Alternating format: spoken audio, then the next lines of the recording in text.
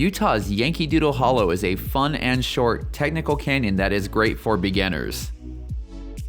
The first rappel is a very short walk from the road, so this one gets you right into the action. You are going to find yourself at a nice 20-foot drop into the mouth of the canyon. There is just a tiny bit of overhang and it is anchored to a tree.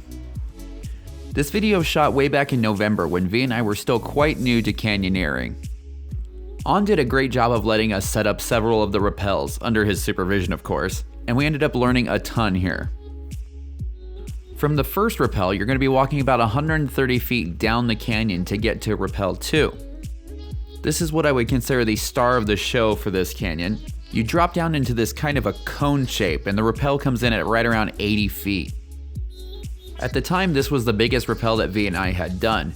That is until we finished this one and headed to a second one called 𝐿𝙞𝙨𝙘𝙡𝙀 Canyon that had a 130-foot two-stager with a ton of free hang. Needless to say, this was a very fun day. Websites like RopeWiki have this listed as having 2 rappels, but there are a couple of sections that have fairly tricky down climbs, especially for people who are as inexperienced as we were at the time. So we ended up doing a total of 4 rappels in this canyon. There were already bolts set up for rappels, and it just seemed safer than trying to get the members of our group with shorter legs trying to stem their way across on the way down. Just a word of warning, you could encounter water in several sections of the canyon if you visit during the rainy season, so be prepared for that. It was fairly dry for us when we visited, with the exception of a couple of small pools at the bottom that you had to kind of stem through. The rock here is fairly grippy, and if you have good shoes, it shouldn't be much of a problem. But if you have short legs, stemming across this pool at the bottom might be out of the question, so I ended up turning myself into a little bit of a bridge. In the case of this canyon, what goes down must come up, and you need to be prepared for a fairly steep climb back up to the car. As short as this canyon is, it comes with a fairly sizable cardio workout at the end. As always, I feel the need to put a disclaimer in at the end of these videos.